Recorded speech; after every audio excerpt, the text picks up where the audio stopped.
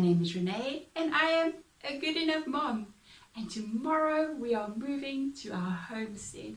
We are super excited. Now, even though we are moving tomorrow, I have decided not to pack a single box before today. And today it is round about 5 o'clock in the afternoon and I've still got to make supper and eat and get the children to bed and everything. And then I'm going to start packing for our move tomorrow. Now, when I tell people I haven't even started packing, most people think that I am totally crazy. But I really think that this is going to make our move so much easier than if I'd started packing weeks ago and was dreading the day of moving tomorrow. By not packing beforehand, we're really looking forward to our move because we're not tired at the start of our move. I must admit, we're not moving very far. We're moving within our same town, just about 7 kilometers down the road. So it is not to a different town or a different country. Obviously then you cannot use this method if that is the type of move you're doing. So what I'm going to do today is I am going to be starting to pack all the things that are inside furniture that is needed to be moved tomorrow.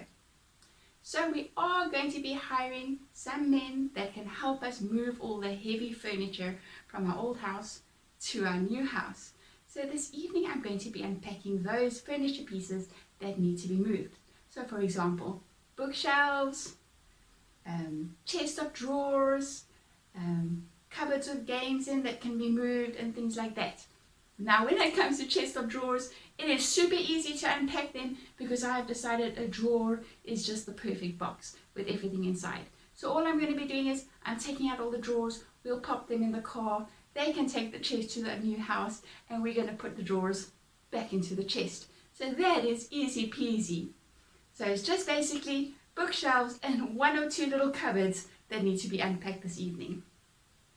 Tomorrow morning, bright and early, the movers are going to arrive and then they will take all the heavy furniture and hopefully they'll be finished by mid-morning, maybe lunchtime, and then we will start unpacking the cupboards here and taking through all the stuff to pack inside the cupboards on the other side. But let's see if that was a crazy idea or not. We'll wait till the end of the video to find out. Bye! So later that evening I started packing. I started at the front of the house from the front door and moved to the back of the house, unpacking bookshelves and loose standing cupboards that had to go with to the new house.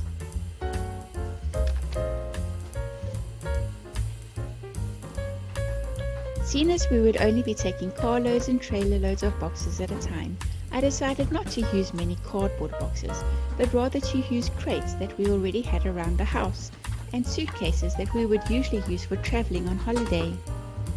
The plan was to pack stuff into the crates and suitcases in the old house, transport them to the new house, unpack everything there, and bring back the crates and suitcases to pack the next round in.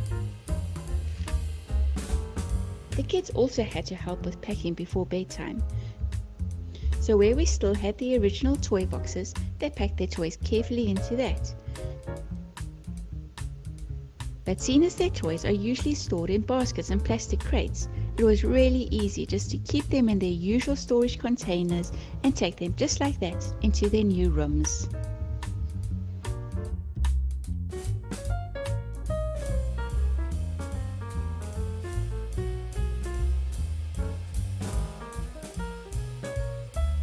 My husband focused on sorting out all the electrical stuff the evening before. All the TVs and computers and audio equipment and all the stuff that needs to be transported really carefully. And with everyone doing their bit, all the bookshelves and loose standing cupboards were empty by bedtime. So, the next morning, each person was given a luggage bag into which they had to pack their own bedding, so that the men that were fetching the furniture could take their beds.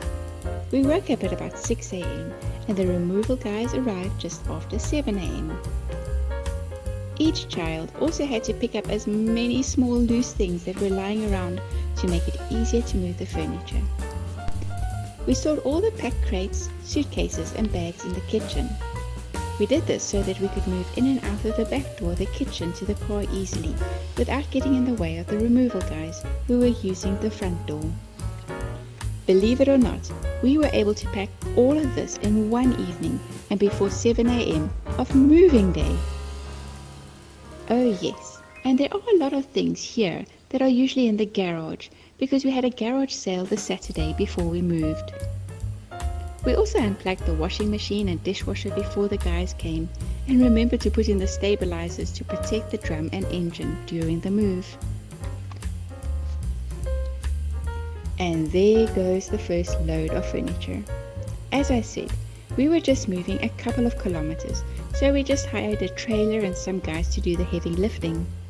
Luckily the weather turned out to be great, so we followed along in our car, with our car and small trailer packed to the brim with many of those crates and suitcases that you saw in the kitchen, so that while the men carried in all the heavy furniture, we could start unpacking our crates and suitcases.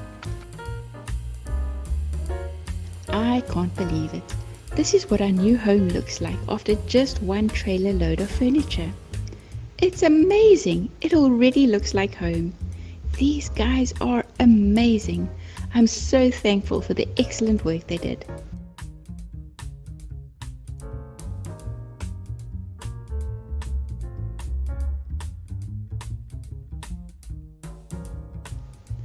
All one really needs to be comfy in a new house is a bed to sleep on and a full tummy, so that is where we focus our attention on the first day.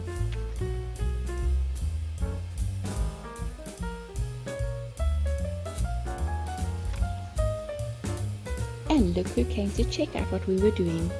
This lonely little sheep grazed along our house for most of the day. This is why we're moving. How cool is it to have a sheep in your garden to welcome you home?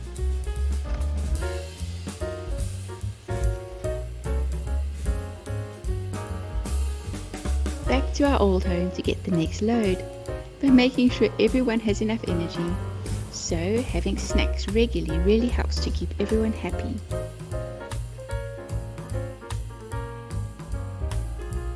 By mid-morning, most of the furniture was moved. The old house looked really empty, but the built-in cupboard still had all the stuff inside, and there were still a few more crates in the kitchen.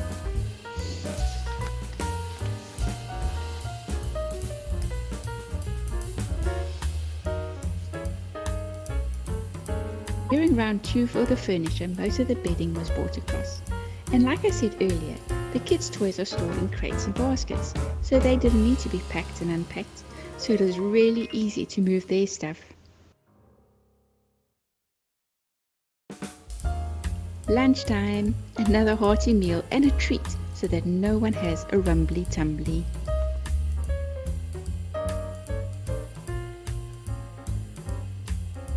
By early afternoon, the men were finished with all the furniture. So now the real work starts for us. We have to start unpacking in earnest. That evening and the next day, each kid got to sort out their own bedroom while I did the rest of the house.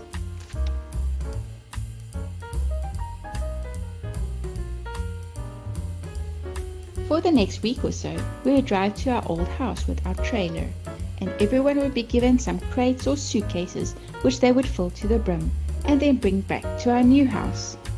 And then everyone would unpack all these crates and suitcases in the new house. And now for the big question. Did it work?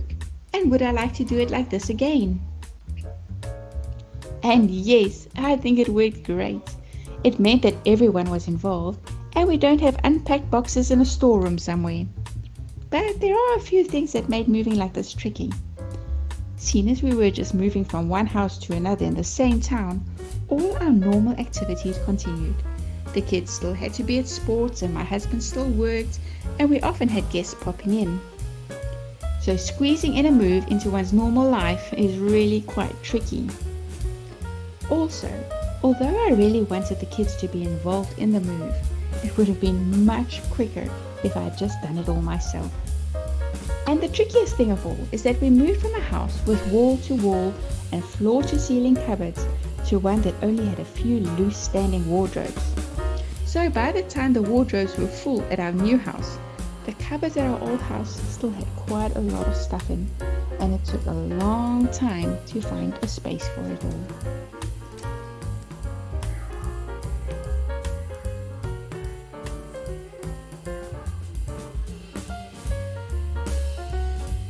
Thank you so much for watching all the way to the end.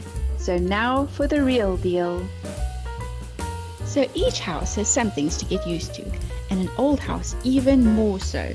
What happened to us is that while my husband went out for a little while, my daughter decided to lock her door to have some privacy while she was unpacking.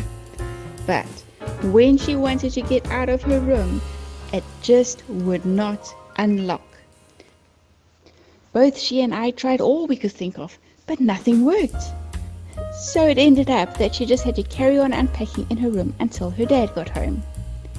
We tried this and that from the outside, and then he climbed through the bedroom window to try from the inside, and eventually we got the door open. Phew! Why do things like this happen on a Friday evening when everyone is tired? Thank you so much for joining me today and watching our move. I hope you have a super week, and I look forward to seeing you again next week. Bye.